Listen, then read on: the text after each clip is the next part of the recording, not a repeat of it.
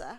I co-host the Asasa Breakfast Show, and my co-moderator this afternoon, with great thanks to all of you for joining us, is Koja Mensa. Good to be here, and thanks for inviting me to co-host with you. Much appreciated. Oh, hope to be able to get into the issues around inefficiencies of communications, energy deficiencies, as well as just basically insufficient logistics across the whole of Africa. And how do we deal with some of these challenges? So let's turn to the first presentation, or our introduction for this morning. If I could invite the Chief Executive Officer of the Africa Prosperity Network, which is bringing us this webinar today, which precedes the Africa Prosperity Dialogues at the end of this month. If I could invite him to tell us about the context really for the webinar this morning. Siddiq El Toum is the CEO of the Africa Prosperity Network. Hello, ladies and gentlemen. Good morning, good afternoon, everybody. And I hope all we will spend a wonderful time trying to discuss this important subject today. The Africa Prosperity Network is a non-profit organization founded with the objective of advancing the vision of the Africa we want, as outlined in the African Union Agenda 2063. The vision of the Africa Prosperity Network is to become a leading network in driving Africa economic, transforming the shared prosperity and championing the creation of the world's largest single market and advancing the inter-Africa trade. So this could be an information about the APN. And what we want to say that we really treasure and value the media engagement through this webinar. And we have in our pipe two major engagement with the media. So this webinar is like kicking off the discussion on the upcoming Africa Prosperity Dialogues. And the way we planned this, we had also planned for a press briefing at the Africa Trade House next the upcoming Monday, the 27th, and we will share more information in the Zoom about this press briefing. But our main objective of this webinar is to enable the media to play a major role in shaping and in influencing the dialogue, the upcoming dialogue. Also to give the media a leading role rather than just putting the media in the reporting phase. We want the media to play a leading role to start the dialogue itself. And before that, I would want to give like a background to what we have in the organization for this. So the major event will take place in Accra International Conference Center, and it's going to start on the 30th of January and through the 31st of January until the 1st of February. And it will indeed start with the registration, but also there will be like what we call Projet Afrique, which is an exhibition. We'll feature the exhibitors from agriculture, automobile, engineering, and other. We have around 24 exhibitors registered for this, and with people who are also presenting technologies, automobile, different things to share with the people. But also we would have like side events happening before the launch of the dialogue itself. So we'll have like side events on housing, on technology, on youth, on women, and also hopefully we'll have something from the World Food Program as well. The main dialogue will start midday, and it's going to be like a policy discussion between business leader and states and statesmen, the policy makers. We've somehow invited most of the active and prominent business leaders in Africa, and so far we've received a wide, let's say, confirmation that CEOs are coming from all over Africa to participate in this. Some of the head states will also be in the meeting. So the second phase would be like to whatever comes out from this dialogue between the business leader and the policymaker and the journalists like yourself, the SMEs, what you name them, the participant in general. We have around 3,000 people now registered to attend the event, the dialogue, and we will have to move through the next phase where we take and convene the summit of the heads of the states and the business leader, whatever to the next phase where there will be a discussion with the head of states and the policies and the whatever that the compact from that will reshape and will emerge into this level. Celebrate the achievements of impact individuals who champions through the organizing the Champions Awards and the gala dinner at the Kaminsky Hotel. So this is what we have in our plan for the event.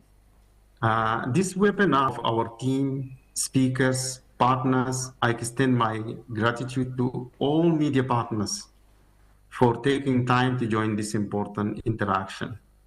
And we see there is a great opportunity in this dialogue that it is a platform designed to address these challenges by bringing together policymakers, business leaders, and development partners. Through collaboration, we can drive investment and infrastructure, harmonizing trade policies, and enhance financial inclusion. I'm confident that the speakers are eager to start the real topics, and I thank you all for your time, and thank you all for joining us today. We will be here listening to your feedback. Please feel free to enlarge the prospects of the dialogue to let's say reshape and make the necessary shift in the African mentality towards the partnership and the collaboration between the making the free trade materialize and become reality. Thank you all. Welcome. Thank you very much, Siddiq El Toum, CEO, Africa Prosperity Network. Much appreciated for your remarks. And without any further ado, we are running a bit late. We want to hear remarks on the importance of infrastructure to after goals to be delivered by Emily Mburu Ndoria. Over 20 years experience with international and regional organizations. She's worked previously at COMESA, SADC, and EAC. She's currently with the EFTA Secretariat, facilitating the implementation of the agreement and strategic policy leadership. Well worth listening to. So, Emily, if you're ready, can we hear from you on your remarks, please?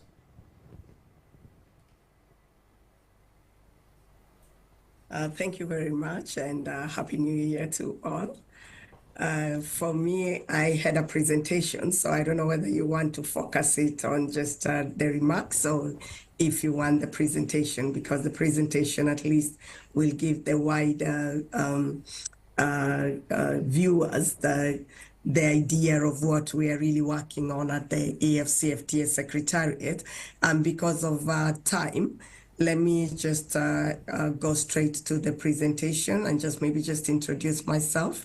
I'm Emily Mburundoria. I work with the AFCFTA Secretariat, and I'm the director responsible for trading services, investment, intellectual property rights, and digital trade. So I had seen like the presentation had been put up, or otherwise I can just go ahead to talk directly on the issues, and the other speakers will just pick it up from there. What I had set out to discuss is really where do issues of infrastructure land when we talk about the AFCFTA, and why is it very important to ensure that we deal with the issues of infrastructure as we go along to enhance intra-African trade. And I will look at it from the different perspectives. Maybe we can move to the next slide, where we look at it in terms of the infrastructure as the backbone of trade, and by extension, prosperity in the continent. We look at how do we then bridge the funding gap? What are the investment options that are available for us to be able to deal with the issues of infrastructure? We'll assess what has happened, especially under the Agenda 2063 that was mentioned by the CEO of APN. Then we will look at how infrastructure issues then align with the AFCFTA mission, and also the work that is being done under our sister organization, the African Union. Then shaping public understanding and engaging global stakeholders. I guess that's also part of why we are here today, to ensure that we highlight these issues and advocate for more infrastructure developments in the continent. How does technology rope into all these, and the work that we have also undertaken here at the AFCFTA as regards the digital trade protocol and the future of implementing that protocol. And then, of course, to finalize, I will then talk about call for action to unlock infrastructure for the success of the AFCFTA implementation. Next slide, please.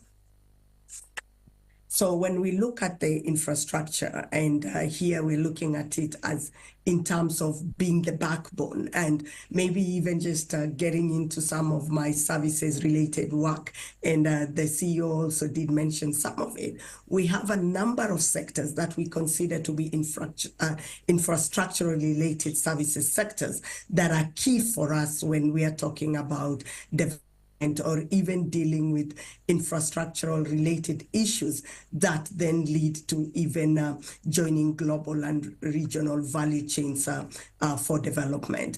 And here I talk about the services sector, and when you talk about services, transport sector, you'll talk about railways, you'll talk about ports, you'll talk about airports, roads in general, and then there is also the soft infrastructure.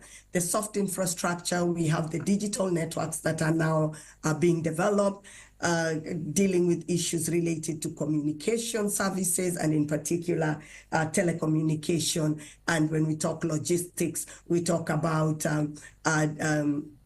distribution services, we talk about courier services, and those are all part of transport and logistics. Then there is financial services sector. You cannot be able to trade across borders if you don't have good payments infrastructure. So that is also key for us to be able to trade. And as you are aware, we have the Pan-African Payment and Settlement Systems that we've worked as the AFCFTA together with Afreximbank to make it possible that we can do payments across borders. But we need more policy-related aspects for that to also work. We have energy-related services. And when we talk about energy, there is a lot of infrastructure that needs to be put up. We have electricity, we have the poles, we have the dams. All those are infrastructures that have to be developed for us to be able to have enough energy to even power the digital trade that we are talking about in the continent. You have construction services. So you have to construct the dams, you have to construct the roads, you have to construct the railways. So with that comes in the engineering services that you also need to be able to actually have the infrastructure that you need. And in so doing, we also talk about having the transfer of knowledge so that whoever, even if we have foreign service providers coming in, then there is transfer of knowledge in the local community. And then, of course, there is the developmental angle that comes with infrastructure development. And thus, when we consider all these, we are able then to ensure that we enhance intra-African trade in the continent. However, of course, there are challenges, and that is no secret. We've all talked about the challenges that are there. And the major challenge, of course, is the level of development in our infrastructure. And as I mentioned there, you can see that the AFDB has estimated that there is a funding gap, annual infrastructure funding gap of between 68 to 108 billion US dollars. That's a big chunk. And so how then, or what then can we do to ensure that we deal with this gap? And so we can move to the next slide. And here we are looking at what are the options that are available. There is the public-private partnerships. I know that is a common one. We all talk about it. We've been working on it for many years, and we have been able to actually develop some of the infrastructure using this mode of funding. There is now also the blended financing that we see in terms of having loans, having grants, having private participation. I know in some countries, even private people own some of the roads, and so they get tolls from those, in the usage of those roads. So if that is the way to go, then why not to ensure that we have more development in terms of infrastructure in the continent? There is also sustainability in issues of financing now that need to be taken into account. That might change now with the new leadership in the United States, but still it is an element that is important for all of us when we talk about ensuring that our roads also take care of the environment in general. So that is also still important for us in the continent to do. And so there is financing that is also available when we use green construction and the likes. Now, last but not least, and the most important for us, is the AFCFTA Adjustment Fund. Now, this is a fund that is being administered through the Afrexim Bank, and Afrexim Bank is also assisting the AFCFTA to raise the necessary funding for the adjustment fund. And there are three levels that are part of the adjustment funds. You have the base fund, which will mean the monies that are given to countries to be able to deal with the adjustments that come about due to the commitments that they make. And partly why I brought up the key elements when we talk about infrastructural development that are in the services sector. These are some of the areas where countries can then show the kind of reforms that are needed and the level of infrastructural development that is needed for them to be able to fully implement their commitments. And so some of the funding that then they will need to get through the base fund to be able to do their infrastructural development.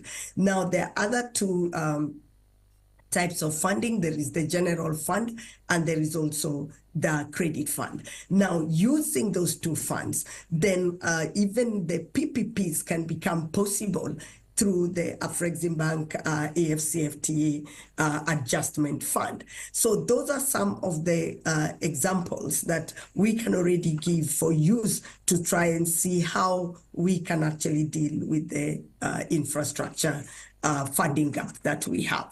Now, what has happened in the past 2 decades? And here we move to the next slide, where we look at what has happened, especially through the work in terms of the implementation of the Agenda 2063 of the African Union. We have a number of projects that have gone on through the infrastructural work that is done under the African Union. And here we can talk about the Lapset corridor, and this was a new corridor that was established, and these are just examples of what there is and what has been done through a lot of let me this way. Mostly it has been PPPs that have assisted us to be able to do this work. Let's move on to the next slide. I know time is not on our side. And here we're just looking at what are the key elements and how does then this issue of infrastructural development then align with our AFCFTA mission to ensure that we have increased and enhanced intra-African trade, and even in some cases making it possible to trade between the different countries. And one of the main things is how, when we have better and more efficient infrastructure, then we lower trade costs, because then it will be cheaper to move from one country to another, to move goods from one country to another, move people from one country to another.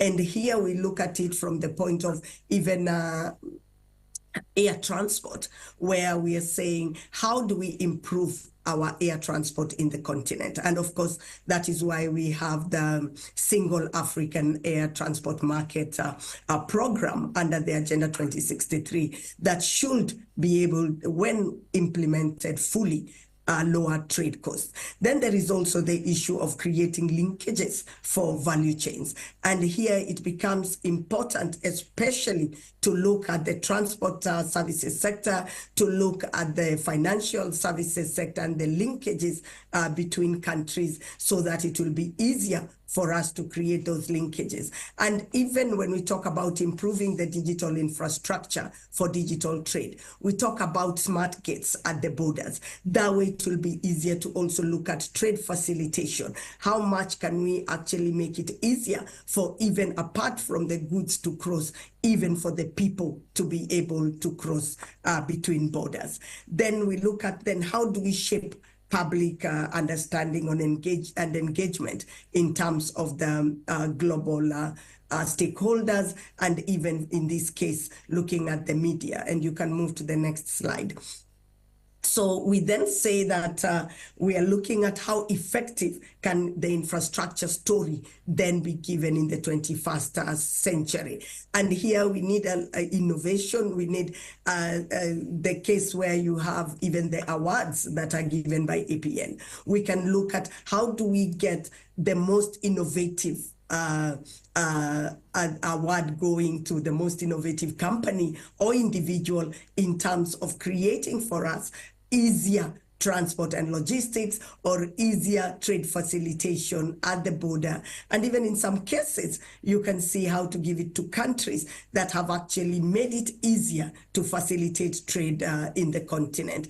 And then also providing clarity on what are the opportunities that global investors and even continental investors have in the different projects, and those projects. Interrupting your flow. Emily, I hope you're listening. We are going to have to ask you to wrap up just now, simply because we are running out a bit of time. So if you don't mind, we've got 1 minute to please wrap up so that we can go to the next speaker, with sincere apologies. But we are really far spent on time. Thank you. Please wrap up.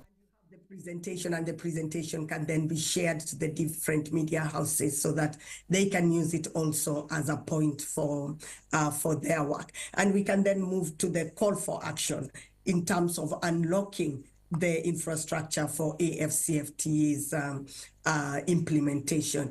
And here, this one for us is part of also what our work with the African Prosperity Network, and to see how do we prioritize then cross-border projects. That is projects that go beyond only one region even. We say projects that are between East Africa and with Central Africa with North Africa. So how do we prioritize those, scale up the investment in digital networks? Because once we have ease of communication, it will be also much easier to trade.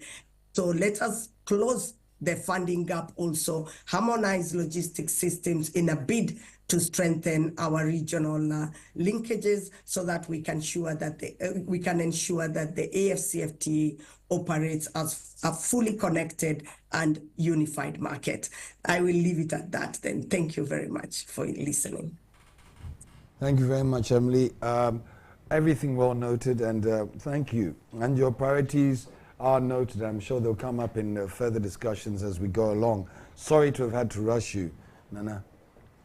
So I hope the questions raised there by Mrs. Mburu and Doria will be taken up in later panels, very much so, particularly in our financing panel, where perhaps we'll have the opportunity to talk about intra-regional projects and the complications of the financing thereof. But to go to our first main session now, Connecting Africa, Developments, Challenges and Opportunities. We'll have 4 speakers, I hope, who will each have between 3 and 5 minutes to speak on particular aspects of the context of African infrastructure. We'll start with Toma Imire. Toma Imire is a brilliant financial analyst and journalist and writer. He needs very little introduction to those of you who take an interest at all in business journalism out of Africa, previously Gold Street Business and countless other publications. Toma is going to speak to us on a bit about the historical background in recalibrating Africa's infrastructure architecture. Toma. Hello, good afternoon.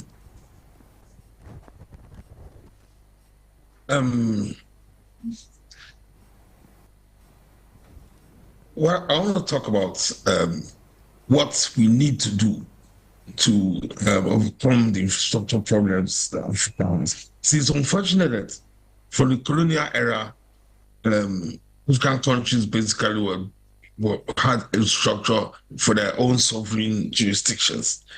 Fortunately, since then, Africa has been able to build on regional groupings, North Africa, West Africa, East Africa, Central Africa, and Southern Africa. And that is what we that's what we need to work on, get infrastructure for a Pan-African single market. Sorry, I'm having a problem with video. Okay, good. So the elephant in the room really is transport infrastructure. That is the biggest single challenge facing a Pan-African single market. But as I said, the way to get around it is by connecting the regions, the various regions in Africa. Simple ways to it. All the African states that face the sea have seaports. All right. Now, if using those seaports, from there you have direct connections for transit trade in landlocked countries. You play on that network. You have all you need is now a shipping line that will go from port to port across the coastline, right? Then you now make sure you intensify your connectivity from those ports to the landlocked countries inside. And that way, that's the fastest way to build up a transport network.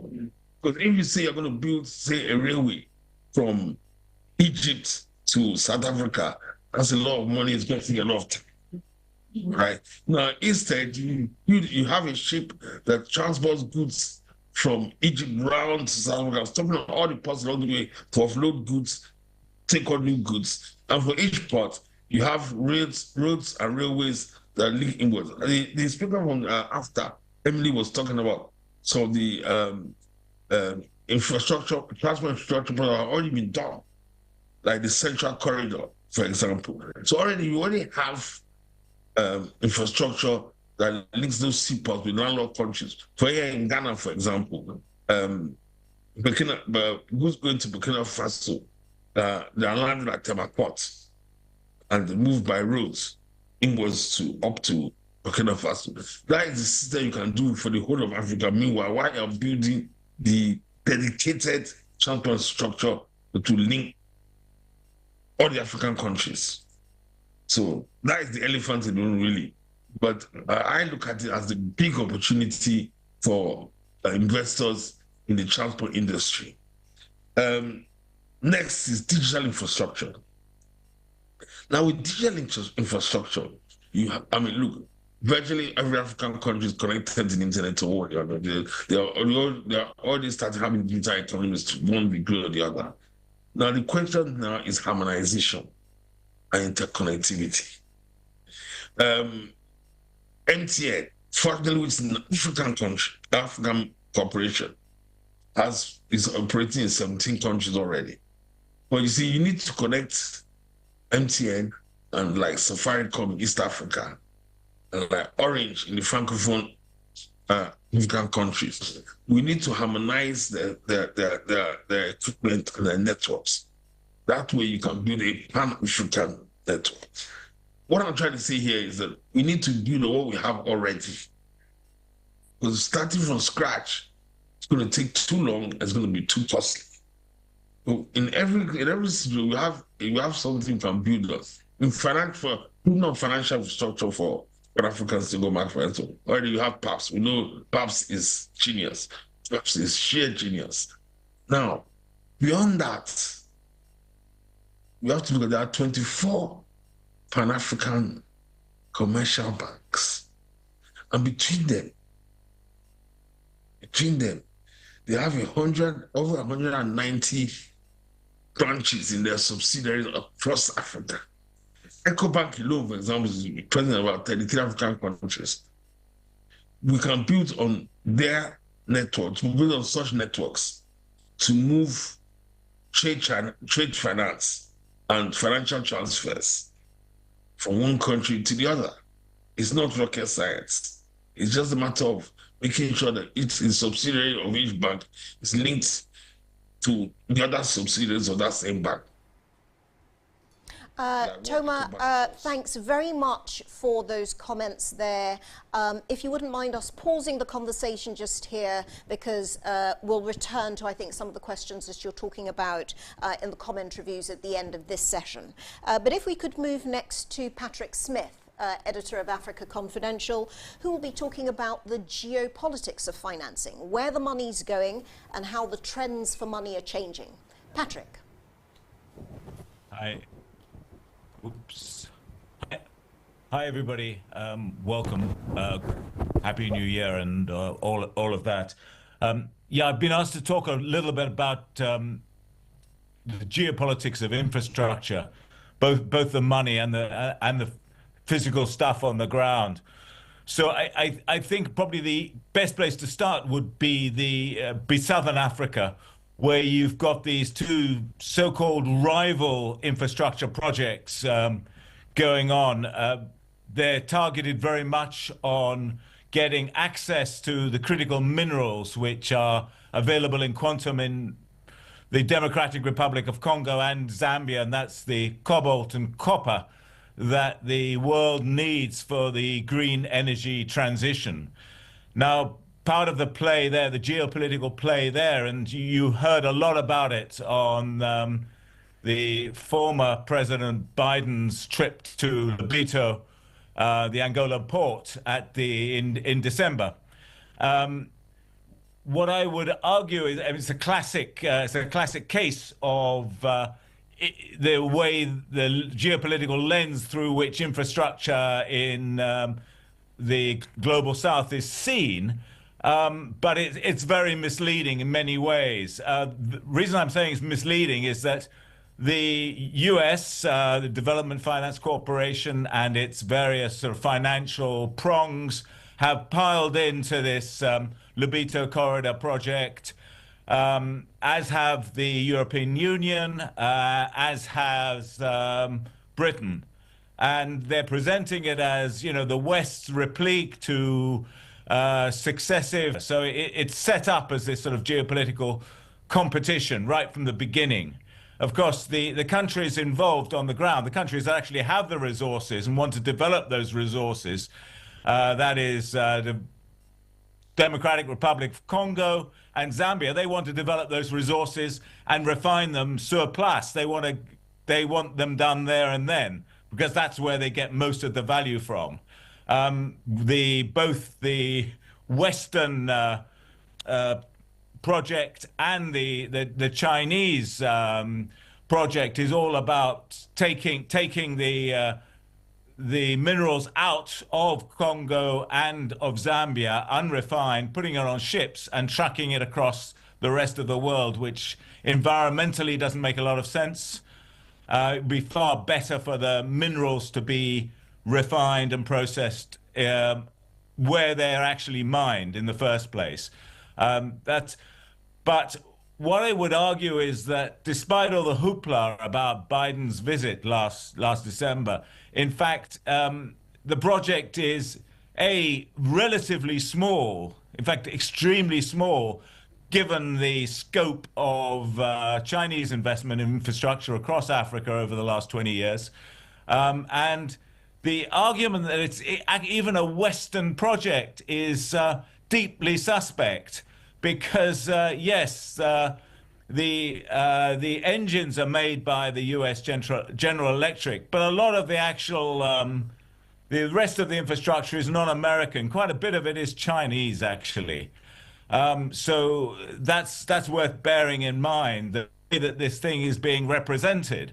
The other issue is for Biden, the Biden government's attempt to sell the Lobito Corridor infrastructure was, well, this isn't just a competition with China. This is about a very far-sighted project, development projects. It's going to bring a lot of kind of urban ribbon type development around the Lobito Corridor. And the suspicion is that with the new man in charge, as we've seen in the last couple of days, he's an extremely transactional person, and he just wants the best deal to suit his America First agenda. And it's pretty clear that that American First agenda would not include telecoms facilities for local people. It would not necessarily include agricultural development projects and some of the other sort of peri-urban projects that were talked about by the Biden people. It's simply an extractive operation. We go to Congo, we go to Zambia, we pull out the copper and cobalt we want, we truck it down to Lobito port, stick it on ships, and send it to our refineries. There's a slight problem there, because actually America doesn't have, neither does Europe, have the capacity, refining capacity that they need to refine the cobalt and copper to the limits that are needed for this sort of green transition.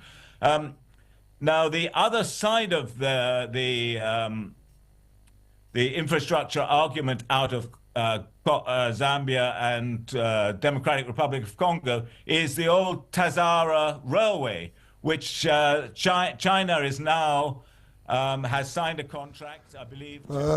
Patrick, sorry, I'm going to have to cut you there. Your time's up, unfortunately, but we are going to be able to come back to some of these discussions in terms of, and in your case, also, how do we make sure that African countries are better aware of some of these actual challenges that you're talking about? But thank you very much. We are going to have to move on to the next speaker for purposes of time, but thank you very much. For the purposes of saving the time of one of our panelists, who I'm afraid is going to have to leave us early, great thanks to Patrick there for talking about Trump redux. The subject of the latest piece on China Global South Project's website by Cobus van Staden. Dr. van Staden is a think tanker, an academic, a researcher, and also has worked with the Department of Media Studies at the University of the Witwatersrand. He's also a writer. So in a change to the program, we're cutting to a bit of the media program to allow Cobus to speak about China Global South, and then we'll revert to the two speakers in session 2, who will be continuing our discussion of the context of African infrastructure. So Cobus, if I could invite you to speak from your point of view about what you think the media can do to promote African infrastructure. Thank you so much. Thank you for this invitation. It's fantastic to join all of you, and my apologies for having to leave early. So I'm going to just give like 2 ideas, like very briefly. The issue of infrastructure has become very complicated, among other reasons, because it's a field that has really become kind of infected in a way with a lot of geopolitical misinformation. So, there's a lot of false narratives. I'm going to switch just to other audio. For that. Can you hear me now? So the issue is that the information space around project lending, around infrastructure lending, has become particularly kind of problematic in terms of disinformation. So there is a lot of false information around, for example, the idea that if you take a loan particularly from China, this is a narrative that has come up around China a lot, that there would be the possibility of state assets being seized. So what we see with this situation is that this is not a single case study in Sri Lanka, and it has actually never happened. Like, there's never been a major infrastructure asset seized by a Chinese lender because of a default. Not in Africa, not anywhere else. Yet we see this story in the media over and over, and it ends up really kind of wasting Africans' time. Because there's a lot of problematic aspects to Chinese lending, just not this one problematic aspect. So, for example, a few years ago, we saw a parliamentary session in Uganda where the entire session was taken up by this discussion about the possibility that that Entebbe airport in Uganda, in Kampala, might be seized by Chinese financiers. That was never on the cards. It was never in the contract. But that it ended up using up the parliamentary session's entire time discussing this fake problem, while real problems, like, for example, if the loan deal goes into arbitration, that arbitration would have to happen in Beijing in Chinese. That never came up for discussion. So I suggest that in the first place, one needs targeted capacity building for African journalists in order to deal with the very specifics of project lending. And project lending is a very technical, complicated field, made more complicated on purpose. So kind of like everyone who works in this field needs capacity building, and African journalists particularly need it. So that's what I suggest. In the second place, what I also suggest is that they should be met from the state side by a policy of radical transparency. One of the biggest problems in infrastructure project financing in Africa is that the contracts for a lot of these projects are anonymized, or they're kept under wraps. We've seen this problem in Kenya, particularly around the standard gauge railway, and it causes massive problems. It causes project problems, it causes financial problems, but it also causes political problems down the road.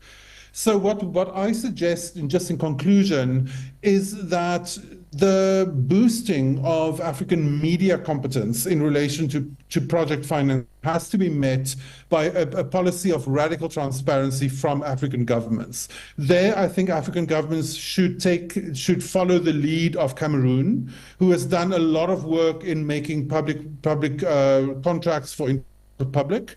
And I would suggest that the African Union should lead an initiative for member states to make all of their large-scale infrastructure contracts public.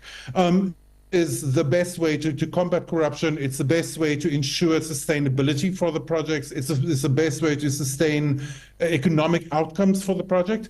And it's overall beneficial to political culture in Africa. So thanks for having me. I'm going to stop there just to give other speakers a moment. And it's great to speak with you. Very rich contribution there, Cobus. It's a shame that you're not able to stay with us for the rest of the session. But yes, some interesting questions about the great Chinese myth and the great Chinese enemy there, which perhaps will be taken up later on in our discussions of the financing arrangements for African infrastructure. But if we could return to the second session now, and Connecting Africa. Joining us now to talk about the big one, certainly here in Ghana, roads. Everybody's complaining about their roads or wants new roads. James Amu-Godfred is the acting chief director of the Ministry of Roads and Highways here in Ghana, and I think he has something to say to us on the subject. James. Thank you very much, and thanks for having me. If I could have my presentation displayed. But basically, road transportation is the most dominant means of travel in Ghana and in most of Africa.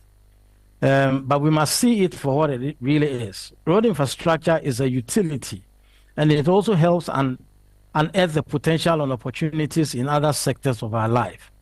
And we must see it as such. It's important that we plan properly. In Ghana, for example, we have come up with some steps that we use in selecting road projects. Is it possible to have my presentation, please? Well, let me go on. Basically, out of our policies, we have what we call road transportation studies. And these are transport studies either based on some corridors or as selected zones in our cities or citywide studies. Out of these studies, we normally have what we call project outcomes. And these projects are what has been recommended to be able to deal with the challenges that we have. Once the project outcomes are determined, we go through a budgeting phase and the project development phase. When that is done and completed, then we come to the procurement of works and services to be able to undertake the works. Upon completion of the procurement, construction period then starts, after which or during which we do monitoring and evaluation of the project to be able to know whether or not the outcomes are being achieved and challenges that we identified are being dealt with. While the evaluation is done, we feed back into the policy again and do some tweaking here and there to get better outcomes next time. Now, to do with what is happening in Africa, we have what we call the Program for Infrastructure Development in Africa, in short, PIDA. And this is a study that has gone on to provide roads connecting the length and breadth of Africa. As we do know, road is a utility, and once we can link our countries and our capitals together, it is great to be able to unearth their potentials and also have the synergies that is required. Out of this program, we have 9 major roads that have been identified. We have a road from Cairo to Dakar.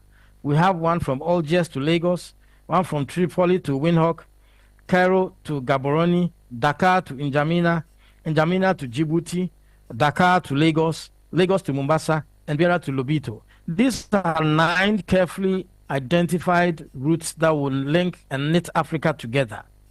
What I will talk about in a little more detail is the Dakar to Lagos corridor. And this actually starts from Praia in Cape Verde, right through Dakar, Abidjan, Accra, Lomé, and ending up in Lagos. What we are doing now is the Abidjan-Lagos corridor, which is the eastern part of the whole length, the road project. The whole length of the road from Dakar to Lagos is about 4,000 kilometers. What we are focusing now is 1,028 kilometers from Abidjan all the way to Lagos. And it's interesting that out of this project, we have over 500 kilometers, which is more than half, in Ghana. That's from Aflao to Elubo. If we can have the next slide, that will show the other slides will show the map. Oh. The project has been divided into 3 major lots. The first one is right from Côte d'Ivoire all the way to Côte d'Ivoire, all the way to Accra. That's in a place called APD. Exactly, that's where we are. That's the lot 1 of the project. The second one is the lot 2, which is entirely in Ghana. If you can have the lot 2. So these are the coastal routes linking the West African states together. Yes, that is from the Apimenim right on to the Ghana-Togo border. This is the second lot. The third lot, which is right from Togo border through to Nigeria, through Benin to Nigeria. Yes. And this is it's a 1,028 kilometer road, which will help knit our cities, our countries and our cities together. It's important that there will be a link from this road to all the major capitals to be able to have linkages with the towns itself. It's not just passing through the town. And this is part of the ECOWAS vision to improve trade, to be able to have increased trade to about 75% within the region and connect the economic centers. It is also connecting our ports and our landlocked areas as well. The main expected outcomes of this project is to reduce the barriers to trade and transport, to facilitate the movement of goods and people, reduce costs and the price of transport, reduce carbon dioxide emissions, and provide access to basic social services like schools and health facilities in these countries, and have better connectivity between production and consumption centers. We will also have improved linkages between markets, agriculture. In a nutshell, we'll have improved opportunities for these countries as we have a perfect mix among them. The design for this road largely is a 2-lane dual carriage, and for some sections there'll be a 3-lane dual carriage depending on the traffic.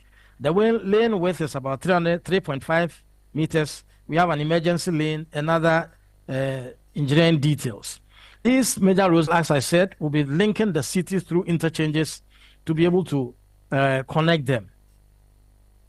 Most importantly, the road is being designed as an intelligent transport smart corridor, where there will be video surveillance equipment, there will be emergency call networks, there will be variable message signs, there will be permanent traffic counting machines, axle load control stations, fiber optic cable network for data connection, and operating radio system that broadcasts along the corridor.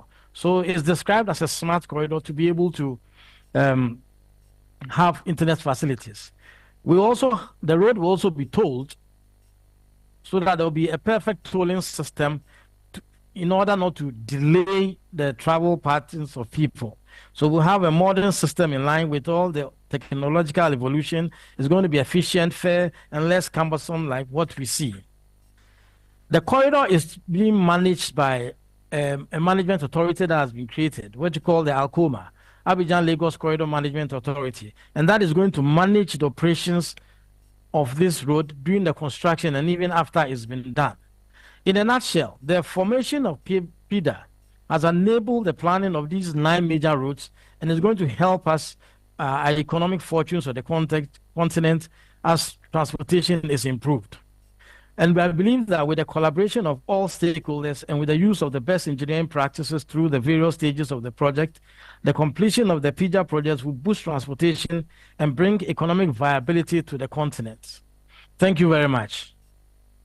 Thank you very much, and also for keeping to time. Very impressive. and thank you for that presentation.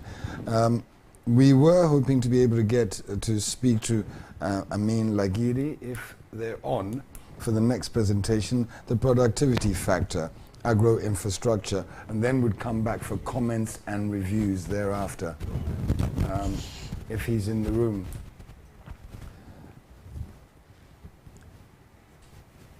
If Amin is with us, if not, then we can do our comments and reviews now. We were looking earlier, we're not sure if he was there or not. Not in the room then, let's move on, and so that we can save time. There's been enough comment that we might want to, Nana, take a moment now to do some comments and reviews. Let me just very quickly go through some summaries of what's been said so far.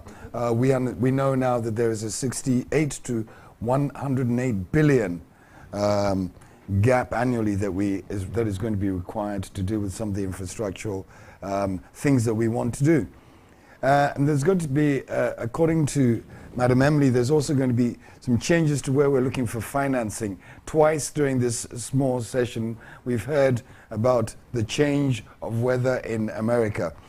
But there is positive news, but also she talks about prioritization being critical, and also the decision as to who decides what is the priority has got to be a question that needs to be answered. The digital networks and the strategies that will apply to make this whole dream a reality. Toma, our first independent speaker, was speaking about the connecting the regions from the seaports. Critical that we move inwards from the seaports, again using almost like a spider's web, but using the seaports to then service the landlocked areas, providing opportunity there for investors as well by doing so, and harmonizing internet connectivity with the telcos as one of them is a challenge, and something that he thinks that harmonization can be achieved if the Safarikoms of this world and the MTNs of this world can work together. Patrick Smith mentions and used the example of SADRC Zambia and the cobalt phenom, not necessarily to say that that's the only problem, but there's one of the major challenges is the race for resources and the failure to add value to minerals that are being mined, particularly the new minerals, the essential minerals for phone usage, etc., etc. Question is who to trust, China or USA, basically, and understanding that those two countries specifically are in a race against each other for the world's resources, and how we go about that is going to be the key challenge. Do you want to do COBIS, or should I do COBIS as well? Well, I think it follows on naturally, so if you like.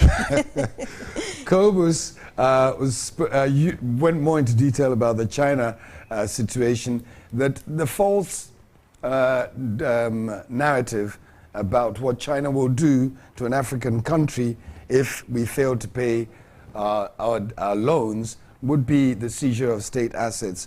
And he speaks to a clear waste of time by governments in arguing about whether China will seize an asset because we didn't pay a loan to China.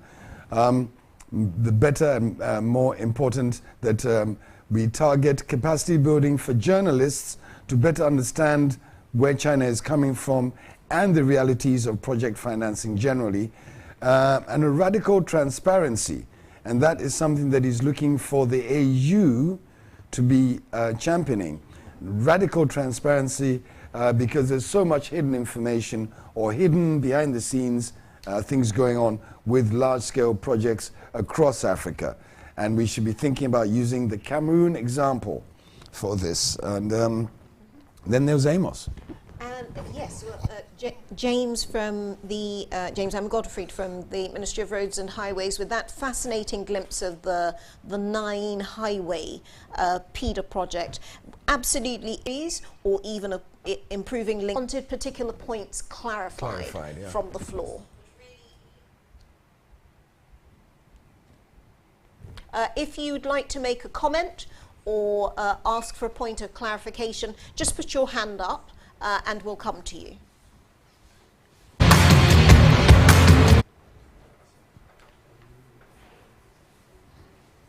So perhaps maybe if, pending people being a little bit shy and getting on with this, Toma, if we could turn back to you and what you were talking about there in relation to ports as being a way of, if you like, unleashing the wealth, unlocking some of the problems of distribution networks and logistics across Africa. You heard Patrick talk earlier on there.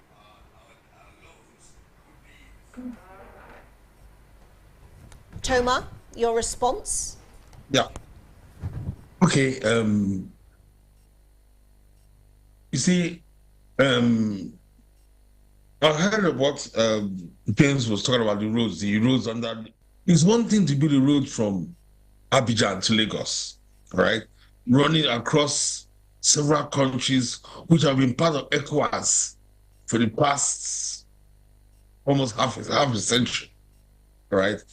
It's another thing building a road from Lagos to Mombasa, which is passing through God knows how many countries, which have not up to now had any kind of economic integration program with West Africa, right?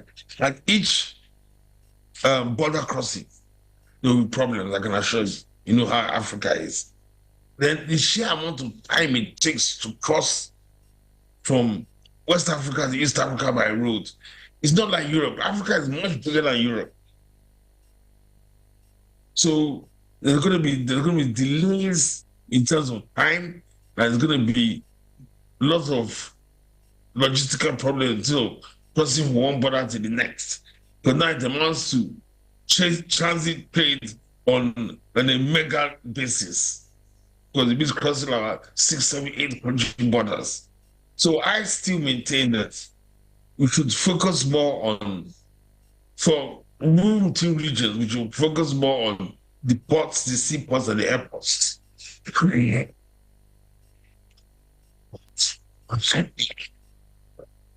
And then using roads and railways to connect those airports and seaports with other countries.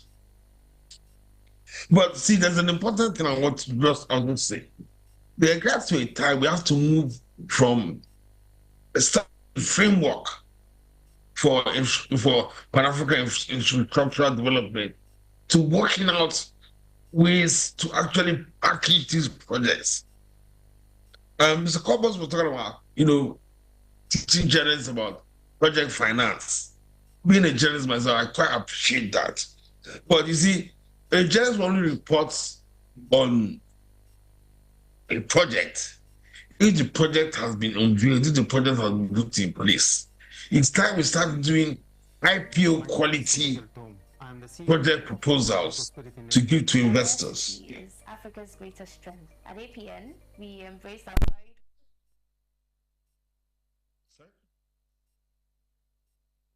Two other persons in the room who want to ask some questions. The first person, I've forgotten who the first person was now. I think it was Rachel. And then also we've got Kazmal Ibrahim. If you raise your hand, was it Rachel before Kazmal? If it's Kazmal or Kazmal? Okay, Mr. Ibrahim, if Rachel can't talk, then please go ahead. You've raised your hand. Ask your question.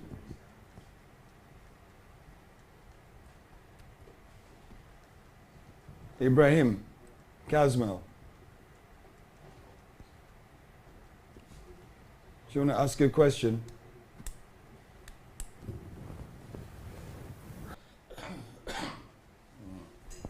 So we don't have any connectivity, but keep trying and maybe remember to unmute yourself if you want to ask a question. Judith Akolo, you also raised your hand. Do you want to ask a question or make a comment? Okay. We're not getting anything back from them. Kazmal's back. Kazmal's back. Yes. Okay. Kazmal, please go ahead.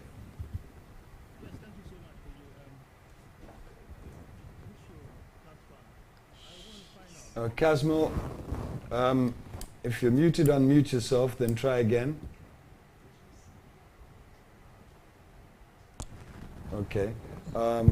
Please go ahead. Unmute yourself.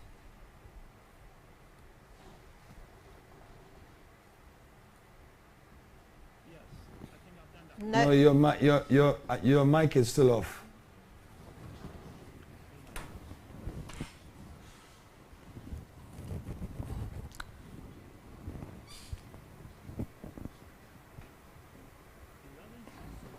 No, your microphone's still off. Okay, your microphone's still off. If there's a red line going through your microphone, what is it, icon, then you're off. You have to click on that microphone. No. No, you're still off. We can't hear you. All right.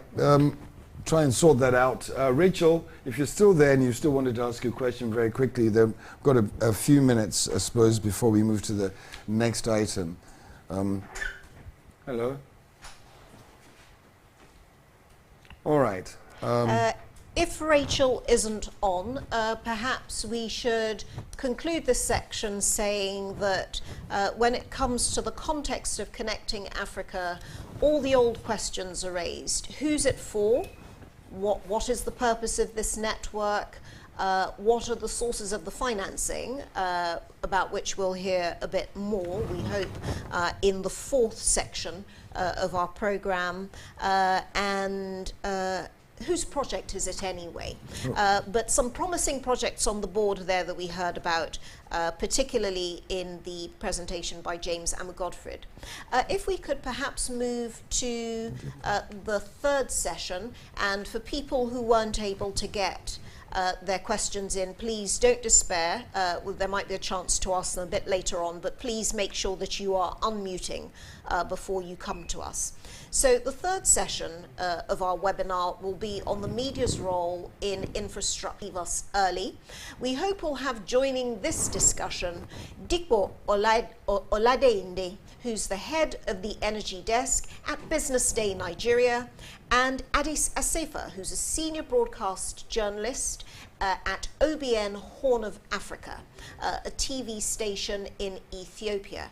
Dikpo, are you on the line to us?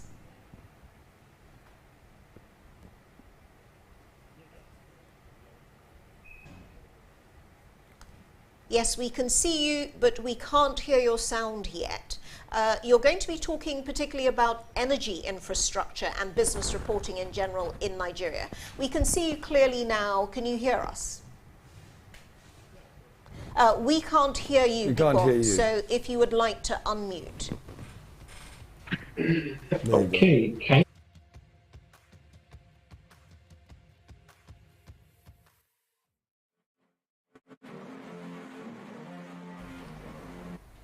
So go ahead.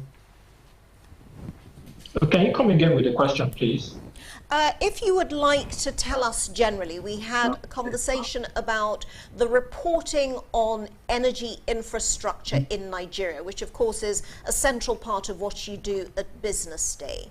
How do you feel the Nigerian press is telling the energy infrastructure story in today's Nigeria? Oh, okay. So thank you for the question. Once again, glad to be here. Thanks for the invite as well. So, I mean, there's been a lot of development stories in Nigeria concerning infrastructure projects. The biggest one in the room is the Dangote refinery project, estimated to refine about 650,000 barrels of crude oil a day, and is expected to end Nigeria's age-long course of being an oil-rich country, but not being able to refine its crude oil production and with crude oil and locally. I mean, that's a massive project. Now, in terms of how we reported it, so from the start stage of that project, on through the process, projects got stuck in terms of financing, FX issues, access to crude oil, and all of the other challenges the project have faced. And that was well covered by the media.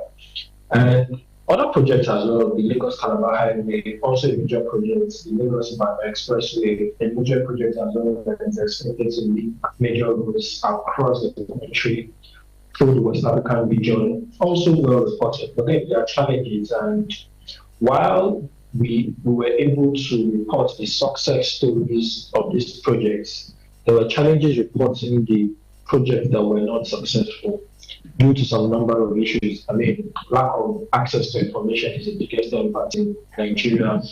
Majority of them, including we are business, some of the biggest challenges we face in terms of access to resource materials or training materials that would allow journalists to report the value chain of some of these projects and then help explain to the people the importance of these projects, the economic implication of this, and how it will ease businesses across the value chain. I mean, apart from that, the issues of underfunding of media as well is also a big challenge as well. Sometimes you want to report certain projects, but because of access to carry out well-detailed investigative reports about the timeline of these projects and contractors on site, what are the major hurdles, what are the necessities or what are the things they need for these projects to see the light of day. There's always a bit of a challenge trying to report this. And then, of course, you can't rule out political influences as well in projects. So in my reporting of projects in Nigeria, I discovered that sometimes, it's very difficult to isolate politics from infrastructure projects, especially in Nigeria and West Africa. You see a certain level of degree of government influences, not especially from in terms of awarding of contracts to the selection after the bidding process must have been concluded. And I mean, no doubt, government will always have a role to play, but then it mustn't be too influential in terms of selecting prepared bidders after a bidding process must have been concluded. And then, of course, we also have issues around corruption as well, because once there is transparency of project financing, it's easy for there to be talks about corruption. It's easy for them to talks around, there's been mismanagement of funds. And so sometimes we do as an investigative platform and try to investigate projects and say, what's the cost component of these projects and what's the implication of this? Was there a proper bid process for this project? And what are the bidders? Was there an open, transparent bidding process where even the users were satisfied that he has been lost on a fair and fair grounds? I think these are some of the challenges we face. And then again, public perceptions and interest as well. Sometimes we often discover that the public are not they are not interested in projects, in infrastructural projects in Nigeria and in Africa as well, because there is a trust deficit between the population, between the populace, and then of course the government as well. I mean, these are some of the biggest issues we face. But then again, I think we've reported the success side of it, and then we want to also follow the money and completion stage. And then let's not also forget that we don't have specialized reporting infrastructure. Majority of the time, we are always finding people covering different areas who will be tapped into and to come and report the infrastructure for this. So we need education in terms of, we need more training for journalists. We need training on project financing or infrastructure financing. And then, of course, we also need structures in place that would allow us to see project through from the starting process to the final stage. Those are my views. Thanks very much, Dipo, for your comments. And for those of you who didn't catch a little bit of what he was saying, because there was a little bit of a problem with that. He went through some of the challenges, especially in the media, across Africa. He spoke about lack of proper access to the information, lack of access to resource materials that are necessary to be able to understand what's going on, a lack of specialization of journalists in Africa because of underfunding for good journalism, and sometimes a lack of knowledge and lack of understanding of even how the community benefits from the project, and the lack of information on contract awards, who got the contract, why they got the contract, and the processes and issues of corruption that are inherent in the way contracts are awarded, and public perception sometimes, because the journalists, the media, are not giving out enough information because they don't have enough information.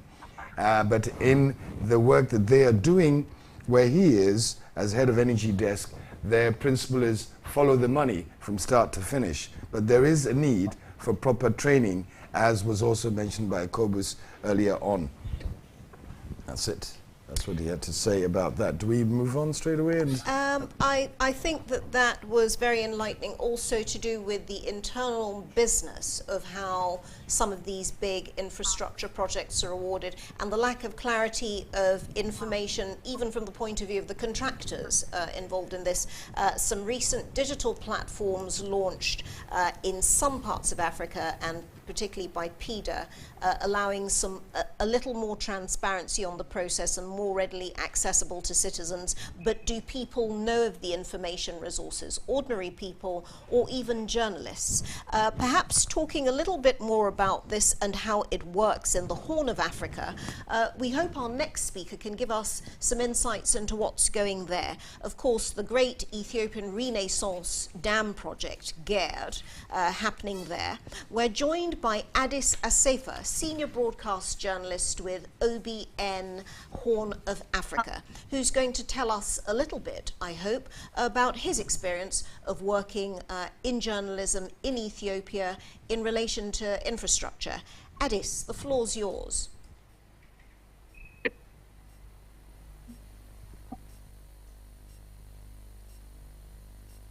If you'd like to unmute yourself, Addis Asefa, so we can hear you. Okay.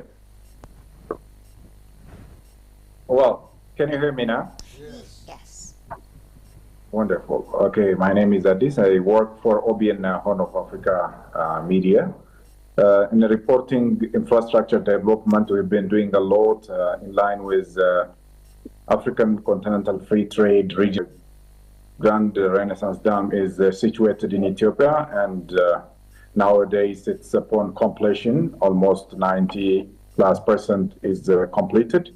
There are some agreements and deals for electricity trade to neighboring Sudan, Djibouti, Kenya, and the like.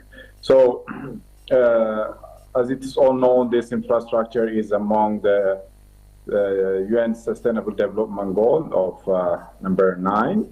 We are keenly working on how it is implemented in the continent Africa, mainly this part of the region in the Horn of Africa as well. We are eager to do more stories about the entire continent of infrastructure, linkage, roads, and other means of transportation. But the very big problem is this finance. We need to go and report from the spot, but it's very difficult to ingest the finance by ourselves. Those are the major problems. You may suggest ways in which we come. For instance, whenever you host such things in person, we need to come and report, share stories for the general public and the entire continent. Madam, as you've said, I'm a journalist. This African Union is again situated here. A lot of panels, conferences are happening frequently. We do reportage on some continental matters. For instance, the PIDA Weeks was happened last time. We did stories on that as well. It's better to have a conversational way of, if you want to ask me some questions, I will respond to them. Thank you, Addis. So in your case, and let's just, so that you can speak around this for us, what do you see as being your role and the role of African journalists in helping to get the message of what AFTA is about across to the general public?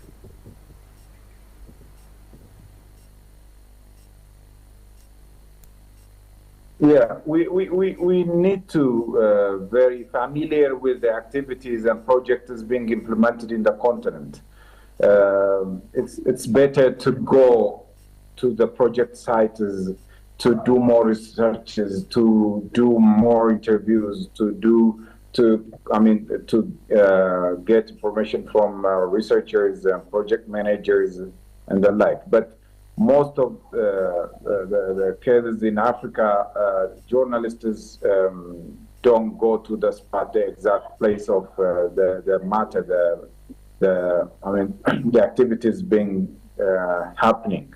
In that case, some sort of misleading and disinformation, misinformation are happening. For example, this Grand Renaissance Dam is in Ethiopia, but we witness false reportage by journalists, African journalists. They don't want to come here and do researches, do interviews.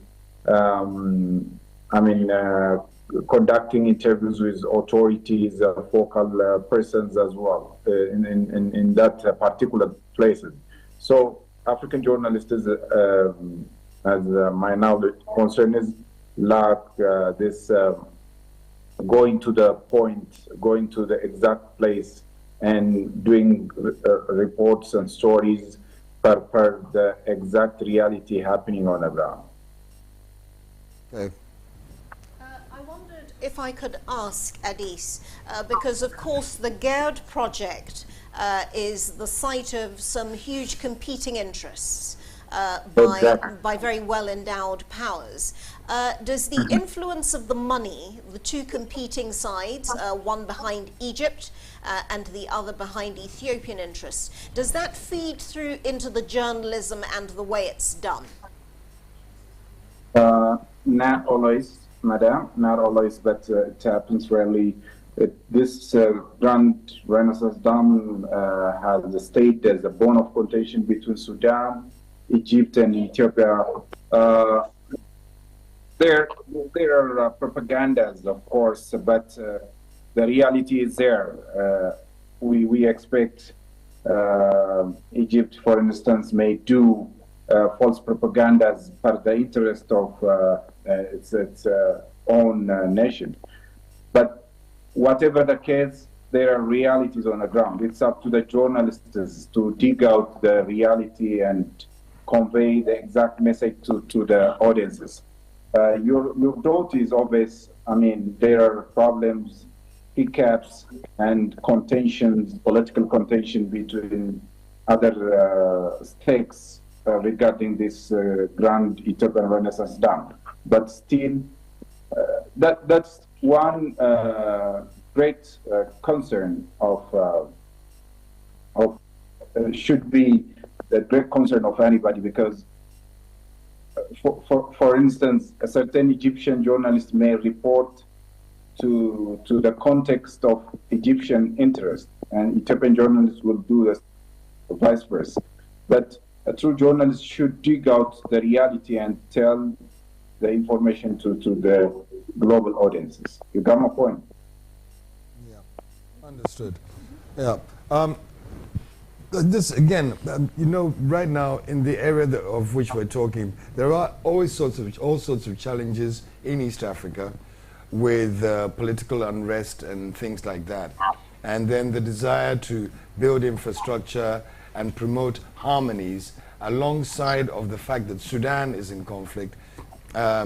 South Sudan is currently trying to get back into conflict, and these things. How do you see the role of media in trying to get some sort of synergies going so that the development towards a better East Africa, for example, before a better Africa, continue despite the challenges of political unrest in some of these countries? Well, it's obvious. You rarely find independent journalists in Africa. It's very difficult to find a very independent and legitimate media for a government and for other organizations.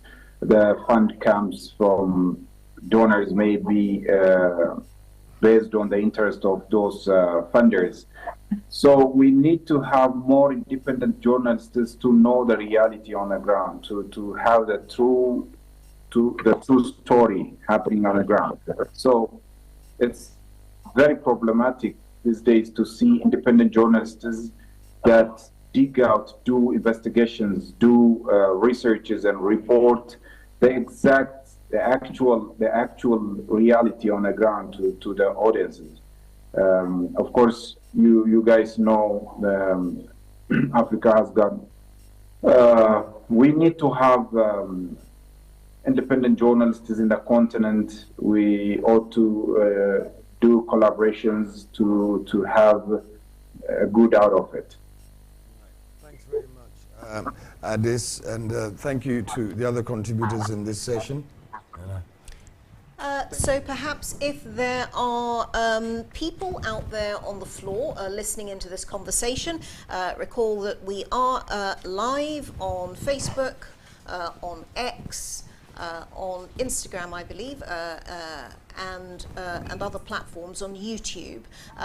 People who have questions for either our contributors or who might want to make comments about what's been said about the way Africa is, or African journalists and news gathering organizations are actually covering what is happening with the infrastructure story in Africa in such a way that you don't get caught up in this that is coming to us about developments in our own built environment aren't coming from within the continent. They're being filtered through the so-called metropolitan centers.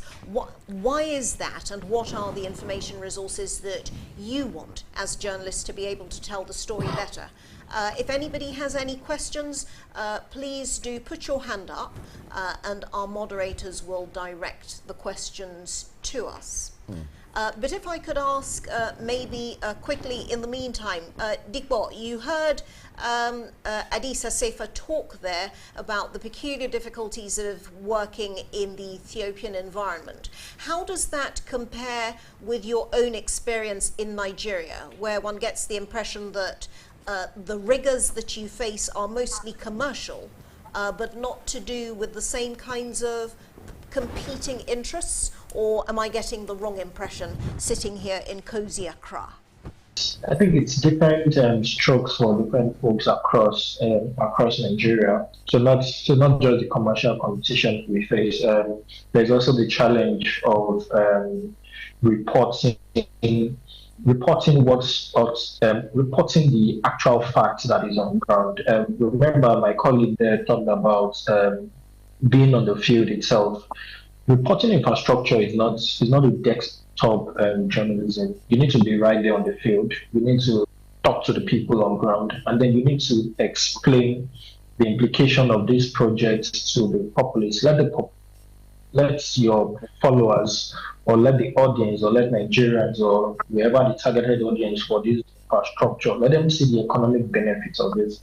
And I think one of the biggest challenges we face is basically sometimes there is a certain, people want your reporting to be skewed to suit certain narrative.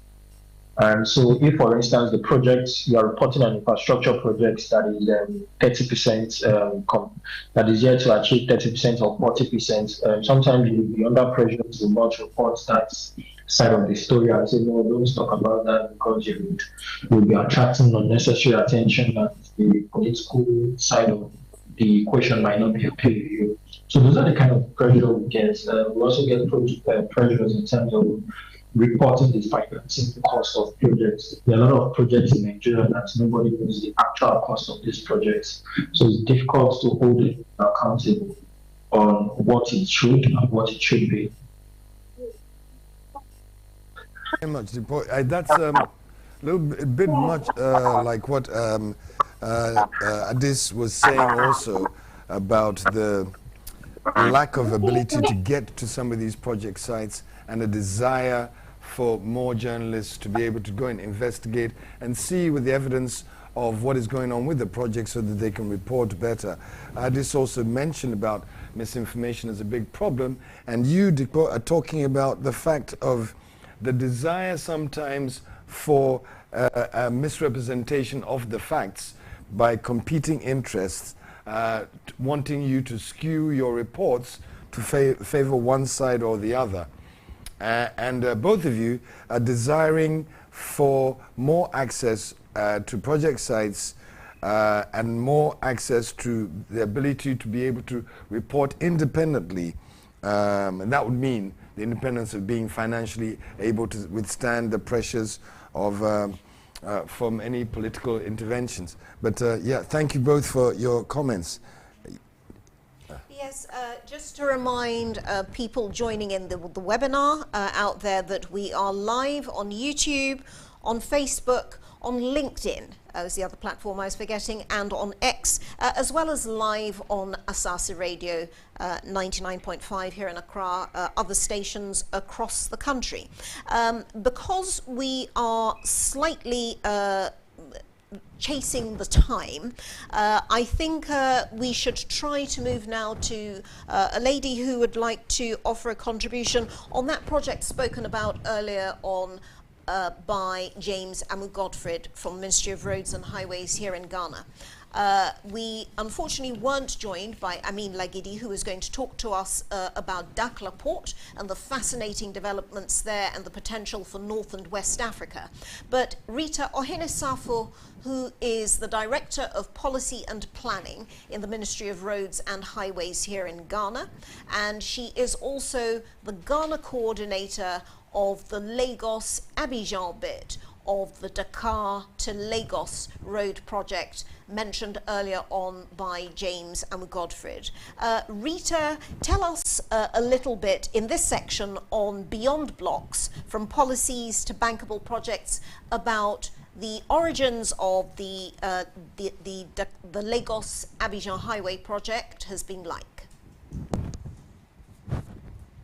Thank you very much, Nana. And just to let you know, this project started way back in 2016. And it had several components of it. We had an initial early project preparation phase, which involved the definition of the corridor itself, the preparation of a legal document and institutional framework to define what the project is all about. That was the initial stage. And then also the project constituted a steering committee to facilitate the implementation of the project. There was also the preparation of an initial communication strategy. And these were all done to about 2018, when the technical component of the project started. So the project is divided into several components. We have the technical studies of the highway itself and the detailed design of the project. We are also all done with a special development initiative component. We are working to finalize the trade and transport facilitation. Currently, the host country for the management authority for the implementation of the project has been identified as project design. They can take over the implementation. So when you come to the technical section of the project, we have the technical and economic feasibility studies. We have the detailed technical design studies. We have a study to look at the financing execution of the project and the preparation of the tender documents. That comes to the technical core of the project. However, before the technical studies was commenced, we had to harmonize all the standards for the 5 member states to agree on the design standards, the signage, and everything that's needed to help with the design. Currently, we are done with the technical and detailed technical engineering studies. We are expecting the final design by the end of the first quarter, and then it will come with the cost of the project. And then again, as I said, it will give us a financing strategy on how we can execute the project and give us tender documents to support the projects.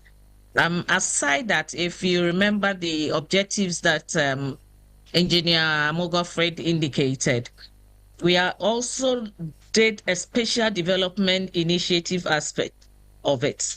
And what that study looked at was to identify projects along the corridor that are into these following clusters: projects with economic anchor projects that are strategic in infrastructure and projects that will help to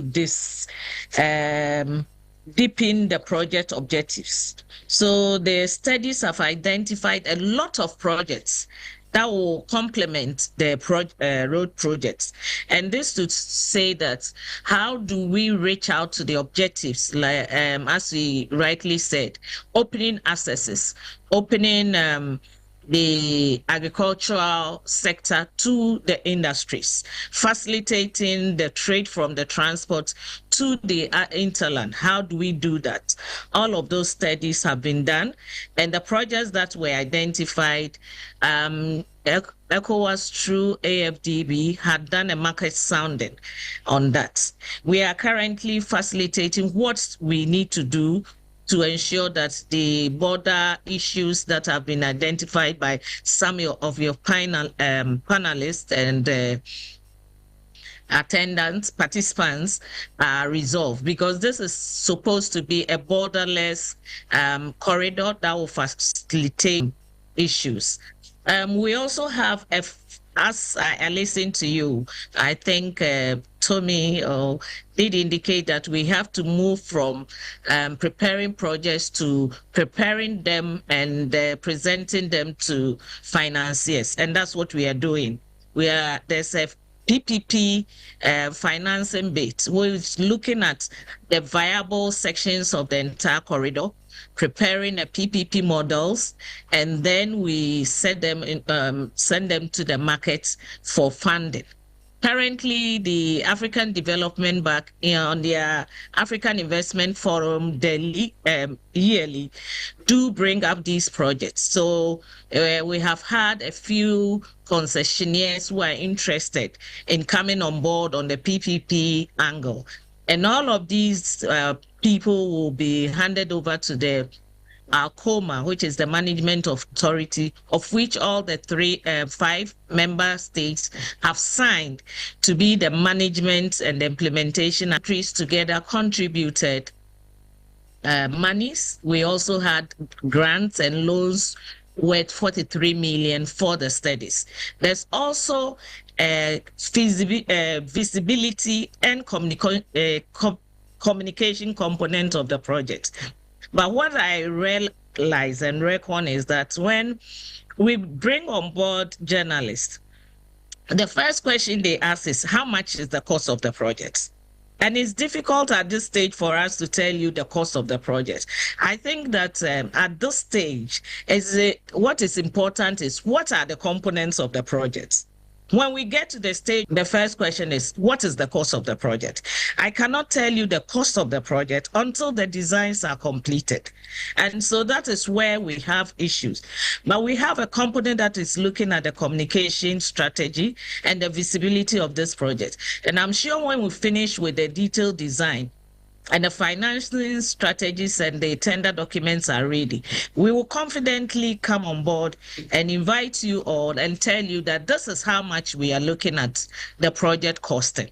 At this stage, any value that we give to the project is going to be an estimate. And so sometimes when we invite you on board, we want you to learn the other components and give us contribution as to how just to be a very sustainable one.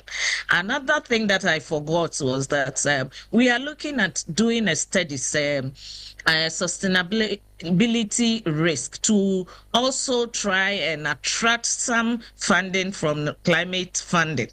And so the project is looking at all the various aspects, not just the financial infrastructure or the road bit. It's going to be a smart corridor which will link to agri sections to industries, will link the road to social services, and will link us to our colleague in the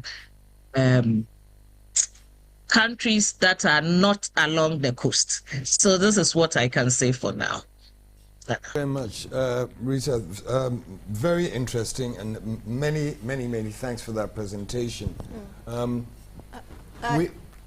If I could interject there, that very interesting also from the point of view of the whole idea of the value of infrastructure projects, that people wanting the simple answers about how much a road project will cost, but as referred to earlier on by James and Godfred, there's also the question of the social values that will be unleashed by constructing road projects, allowing people to move around more easily, or the possible impact on trade because of freedom of movement, which aren't things that are necessarily costed into the price of any of our big infrastructure projects. So what will be unleashed? What is the true value of these projects, and do we see them as the investment we should actually make? Kojo, you've got an announcement to make about I do. We're going to be able to extend this session under favor. We'll be taking this session all the way through till 2:30. And I have a question, obviously, that I want, just challenging you a little bit on what you just said, because I am of a mind that you should be able to give at least a guesstimate to a project, so that we are holding all of the monies that we fund to some account at some point. And therefore, to say that I can't tell you anything at all is always going to be a challenge for a journalist. You can't tell me the cost of anything at all. It'll always be a challenge. Give me a guesstimate. Give me a figure of some sort. Well, once the project has been costed and those figures are in the public domain, even if they're subject to change, do the journalists get access to the accurate information about what is really going into the costs and what is padding or suspected padding? As has been said by at least 3 journalists today. Yes. It's about this radical transparency. Moving on then, a chance to talk to hear from Solomon Asamoah, former Ghana Infrastructure Investment Fund member, financing and the role of public-private partnerships. What do they mean, PPPs, and how do they get involved, and can we trust them, and what do they do? Let's find out what Solomon has to tell us. Solomon, good afternoon. Can you unmute yourself, please, Solomon? Unmute yourself. You're still muted, Solomon. There you go. Okay. You're off now. Good. All right. Thank you. Good afternoon, everybody. Happy to be here. When we're talking about PPPs and infrastructure projects, I always think it's useful to go down to basics, especially if you're talking to people who are not specialists in this area. Break it down to easy to understand language, because that also helps journalists to be able to explain to their readers or their listeners. So just basically, public-private partnership, there's a number of different definitions. I like the following one because it's very, very simple. It's just referring to an arrangement between the government and a private enterprise, where the private enterprise supplies infrastructure assets and services that traditionally is the government has been providing, say, for example, power or telecommunications or roads, and the government is coming under difficulty with the amount of resources it has. So it can't continue to fund these projects indefinitely. Expertise, or even run the project for a while with an understanding that at some time in the future, a private investor has made their returns, the asset will be transferred back into public hands, back to the government. So it should, in theory, be a win-win situation. The government gets access to the private sector funding, resources, and then the government also gets the asset at the end of an agreed period of time. The private sector has the opportunity to follow its investments, to make a good return on its investment, and be able to leave after it's made a good return on its investment. And it's usually supposed to be good for the consumer or for the man on the street, because it gets access to better infrastructure and better infrastructure, which helps improve the quality of their lives. So that's the theory. And it's a very good theory, and it works quite well theoretically. In Africa, we find that there have been quite a few challenges towards successful PPPs.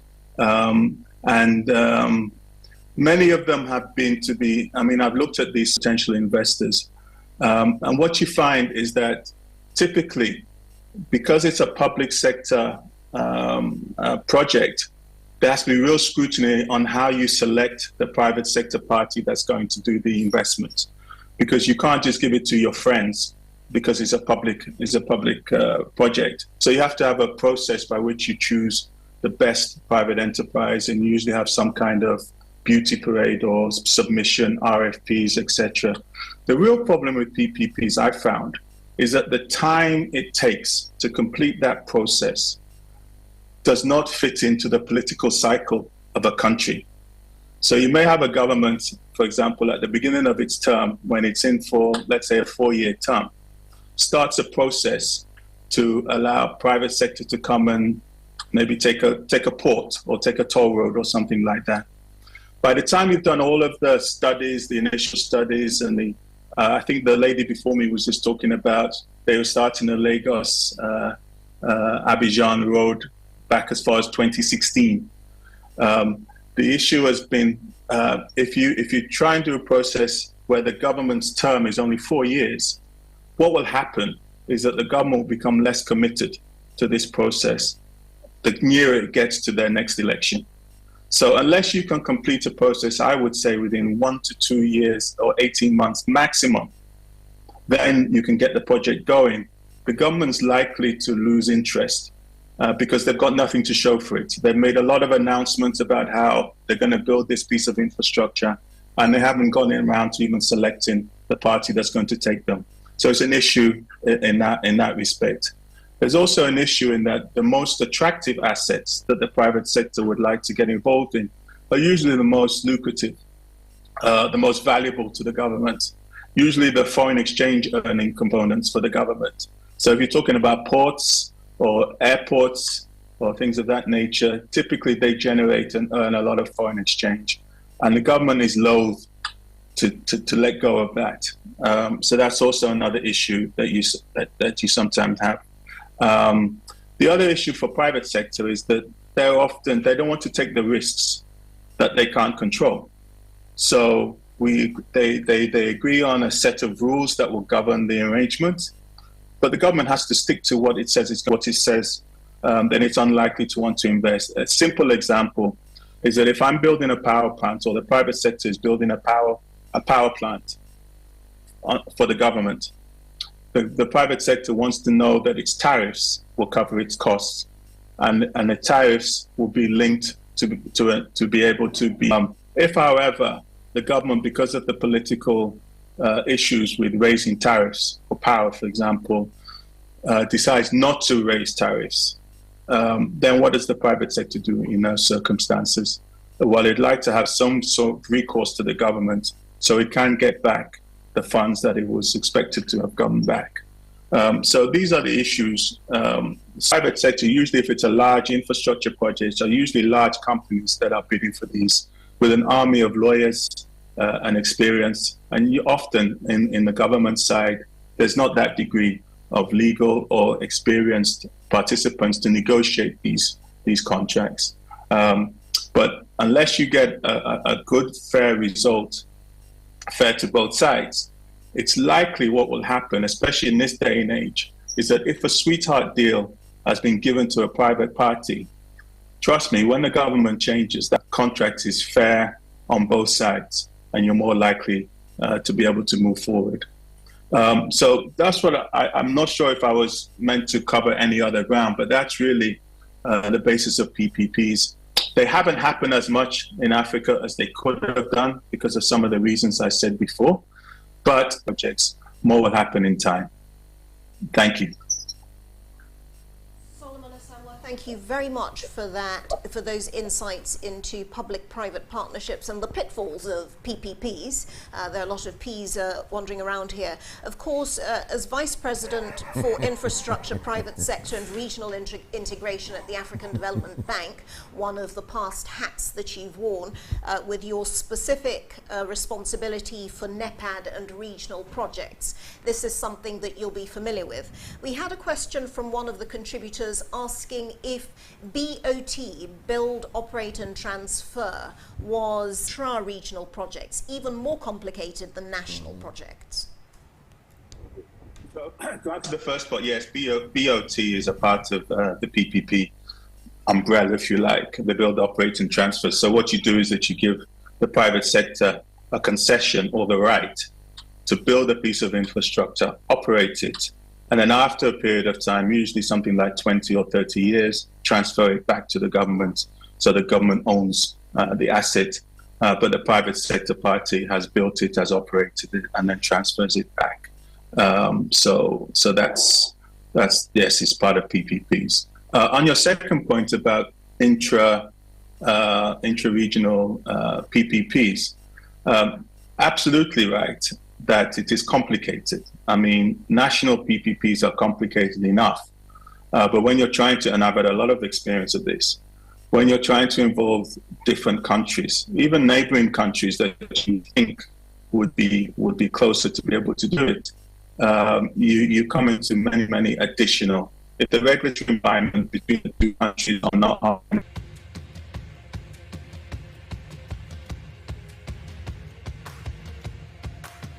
I mean, one of my previous jobs, I was based in Lagos, Nigeria, as the deputy CEO of the Africa Finance Corporation. And I was there when they were starting to talk about this project all those many years ago, and it still hasn't been completed. So they do add a higher degree of complexity when you're having intra-regional projects. Not impossible, they can be overcome. I think East Africa is probably doing better than West Africa in this regard because of the East Africa community.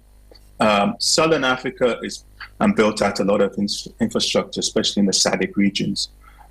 So in West Africa, we are a little bit more hampered by the fragmented countries, but also the language differences between Francophone and Anglophone, and Francophone, even if they are neighbors. So all of these factors make it a little bit more complicated. Legal complexities, linguistic complexities, financial complexities, a very complex picture being presented there. I hope we've still got on the call Ababakar Samb, who is a PPP specialist, senior responsible officer for PPPs at the African Development Bank now. Dr. Samb, are you on the call with us still?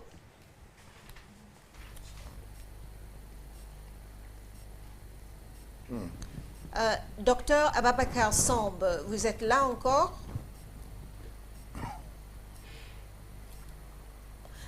We're not hearing from Dr. Samb. I hope it's not for reasons of technical difficulties, but perhaps we can come back if he can hear us to his contribution a little bit later on. Because we have, does Toma have his hand up? Toma Imire, the financial analyst, I believe, would like to make a comment. Toma. Suggestion. Right. Hello? Go ahead. Can you hear me? Yeah. Okay. We were talking about commercial financing, we're talking about PPPs. There's one leg of the financing system that has been left out. That is regional development banks. Now, during the various submissions, the African Development Bank has been mentioned several times.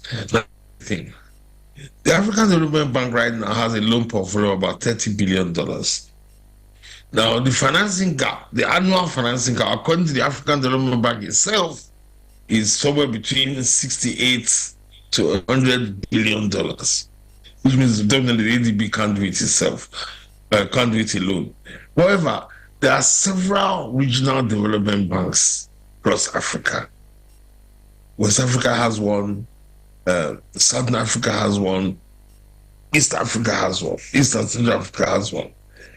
I would suggest that these regional banks collaborate with ADB and Afrexim Bank to form a consortium of development banks that can contribute, that can collaborate and contribute capital for financing for all these infrastructural projects.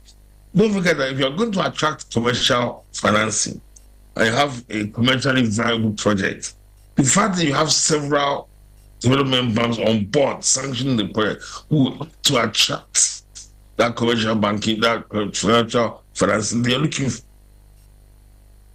That's just a suggestion I want to make. Asamoah, your hand is up. What did you want to say? Yes. Yeah, I wanted to respond. I wanted to respond to that comment just made about the regional development banks working more closely with the African Development Bank to solve these financing gaps. Absolutely right. I mean, the African Development Bank estimates that Africa needs about $100 billion of financing per year for about 15 or 20 years to be able to make up the gap or the infrastructure deficits on the continent. And that's very important. The regional development banks, Development Bank of Southern Africa, East Africa Development Bank, etc., all of them have their own balance sheets and have their own projects that they are doing. And they do collaborate a lot and work together on certain projects. They also have recently set up an association of African regional financial institutions. So they collaborate even more on this area. But even if you added them all together, you wouldn't solve the problem, which is why, as I was saying, you need the private sector. And that's why the whole PPP framework was established, because there's a recognition that Africa just doesn't have the resources to build all of the infrastructure that we need to be built. So you need to bring in the private sector. And what I find most frustrating is that because of all the natural resources that Africa has and all of the talent and resources it has on the continent, if we structured these projects with the private sector in mind, I think you'd get a lot of private sector involved.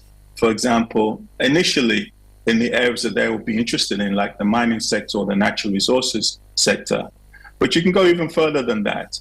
All the private sector needs, and they'll tell you this, they need certainty. They need to know that the cash that they generate can be returned to them without interference. And they need to know that the rules that are set by the government are going to be consistent. And then you will likely get more private sector investment. What kills this? And I've seen just about every country in Africa make the same similar mistakes, is that they change the rules midway in a project. And that's the worst thing you can do, because investors and financiers in particular, banks, commercial private sector banks and development banks, they talk to each other. And if they're having a problem in one particular country because the government has changed the rules or reneged on a promise that they made, that was spread around quite quickly. And then you go back to the same institution and say, oh, for this different project, I'd like you to finance me. Well, they're going to be very skeptical, as I think anybody else would be if somebody lent money, borrowed money from them, and then they didn't meet the conditions. So I think we can unlock more financing from the private sector. We can solve this infrastructure deficit gap, but we just need to be smarter in the way that we do it, and we need to have governments and government people a little bit more receptive and understanding of what the requirements are for the private sector. And whenever I say something like this, I always hasten to very quickly add, if the private sector can take advantage of a government unfairly for its own profits, it will do so. So this is where the negotiation comes in. The government also has to make sure that, yes, you can make your returns, but you can't exploit the country and the government indefinitely. I always say to people, there's a phrase I use quite a lot, which is, if a private sector, you listen to the private, they will tell you what they need, what they want to do a project in your country. They will tell you, just ask them, they will tell you. When you've listened to what they said, this is what they want, then don't give them that. You have to give them what they need, which is not the same thing. What they want is infinite profits, no downside losses possible, and be able to do whatever they want. So it's a negotiation, and it's a discussion where you have the good technical aspects on your side, on both sides, and you can negotiate a fair deal. Thanks very much, Solomon. Much appreciated. Interesting final comment there, that give them what they need and not necessarily what they want. We're sort of running out of time, but Abubakar Samb has joined us now, and we're fortunate to have him. PPP professional as well, with a number of years' experience. He's been working with the African Development Bank and the West African Development Bank. Probably speak to some of the problems we have with our language issues as well. And he's going to be speaking about the same issues around PPEs, how they operate, PPPs, how they operate, and in reality. So, Abubakar, if you're with us, you can hear us, then please go ahead.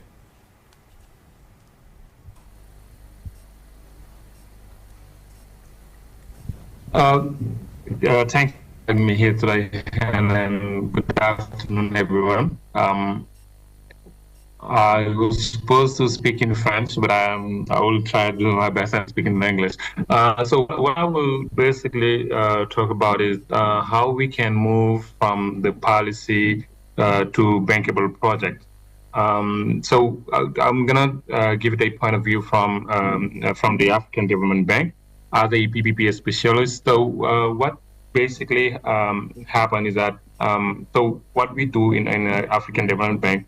So to move from the policy to a bankable project, we use a three-step approach. So the first one is that policy framework is the foundation for bankable project, as was saying Solomon. So what we do at the African Development Bank, we have several instruments that we can use to enable PPP environment when it's come to the business climate. So the instruments that we have, it can be a program-based operation, it could be a institutional support project. So before that, we run a diagnostic to see what are the bottlenecks when it comes to private investment in different countries. So it has most of the time it has to deal with the legal framework, the regulatory PPP framework. They can have to be deal with the institutional framework. So how can we enable this framework to attract more private investment? And then we have to make sure that those measures that we're supporting through our different instrument, whether it's the PBO or ISP institutional support project, how those instruments are aligned with the national priorities or the continental priorities, whether it's the African Union Agenda 2063, whether it's the SDGs or the National Development Plan. So when we make sure that we are supporting governments with those policies, we make to enable the framework. The second point or the second step is how to move from those policies to the pipeline of a bankable project. As you heard, Solomon was saying, most of the time the issue is the project that the countries have, they are not bankable, they're not mature. So we also have a lot of facilities that can help countries to mature their project they have, to make it more bankable, more interesting for a private sector to come tap in and invest on those projects. So we, as an example, we have the Africa 50 platform, which is more related to equity investment. We also have the NEPAD infrastructure project preparation facilities that deal with transborders project, whether they have two countries involved. And that instrument has been used in a lot of railway projects, or when it's the road projects. We're talking about the Abidjan-Lagos project. That's something that we have used for that project. And then we also had the African Water Facility, the Urban and Municipal Development Funds. And we have also the Fund for African Private Sector Assistance. So once we've done with enabling the PPP framework or the environmental the PPP environment, we tap on the different facilities we have to prepare the project to make them more bankable, more interesting for the private sector or more mature. So once we have those two steps, so we move into the third step.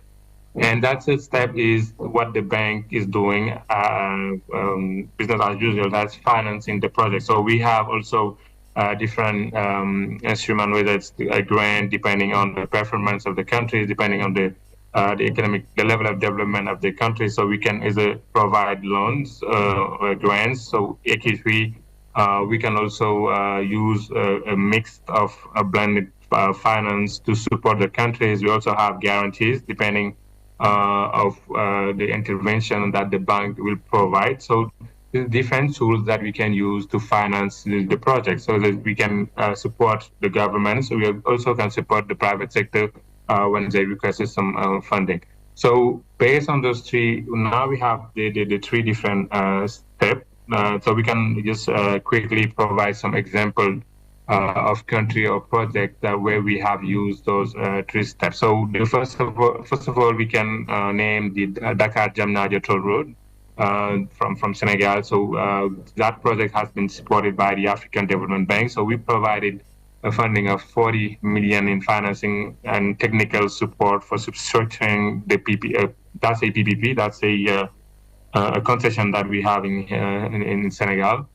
And the policy context was that, the Senegal, by the time, they did not have a PPP law. So during we really provided support to the government of Senegal to enable the PPP environment by asking them to have a PPP law, a new PPP law, and that was through a PBO, the program-based operation. And that measure, having a PPP law, was one of the measures that we supported. We also, when the measure was done, we supported them with a financial instrument by financing the project through the public, windows. We also can name another project, which is the Nakala Corridor project in Mozambique, Malawi, and Zambia. And that was the same also. We supported them to enable the three different countries to enable them.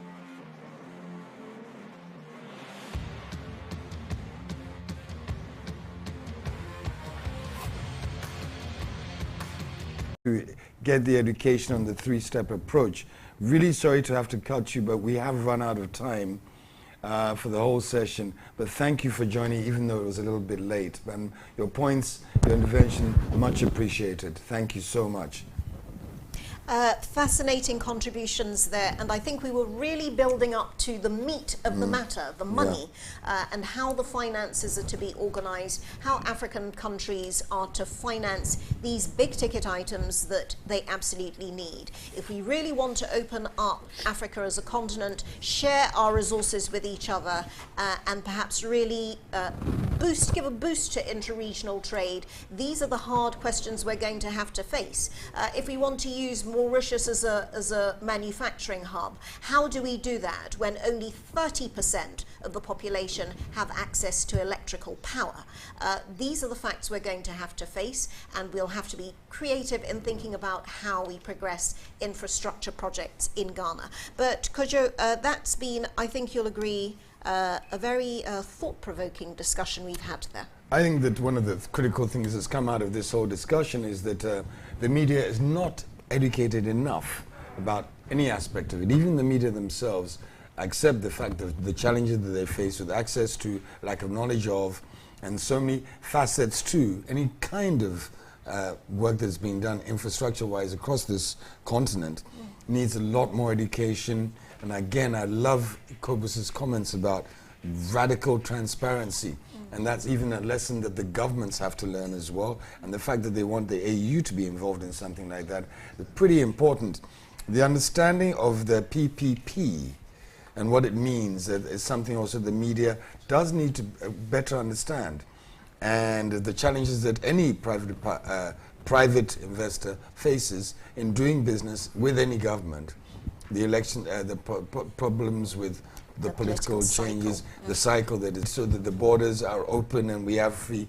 But our sense of where we belong on this continent of ours, our sense of where we belong on this continent of ours, because we have to move beyond this idea of ourselves as proud national beings and recapture that idea of the Pan-Africanist founding fathers, in a way, of a united Africa, but this time it's hard facts, it's not just a political union. Right, and with every federal union of this sort, of this kind of nature, without becoming United States of Africa, the question then, the poorer siblings, and do they have enough, or will they get the same amount of respect at the table?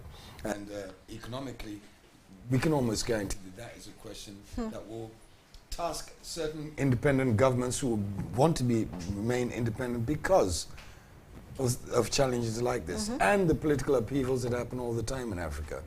Much to overcome, infrastructure-wise and political-wise as well, unfortunately.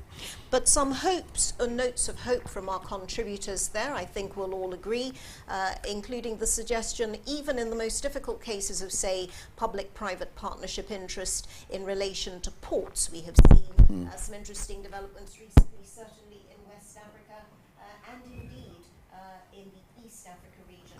What now can we do to bring the same sorts of energies to our in energy infrastructure investment, to investment in agro-processing and waste?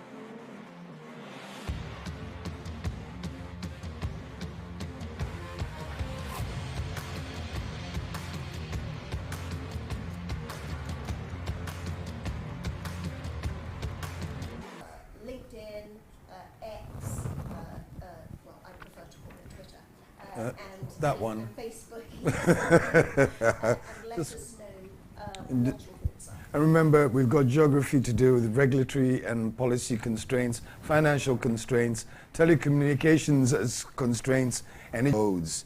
Even locally, the roads are bad. How much more across the continent of Africa? Much to be discussed. And that's why there's, what do you call it? An A after? Yes, the A in the AFTA, the African Continental Free Trade Area, AFTA, AFCFTA, whatever you want to call it. And of course, this discussion continuing at the Africa Prosperity Dialogues happening here in Accra, Ghana, starting on the 30th of January, running through to the 1st of February, where infrastructure will be under the spotlight. We hope that you will register. You'll find links to all the ways you can join in the conversation, even if you can't make it to Accra. Visit Africa, and you'll find all the sign-up information that you need there.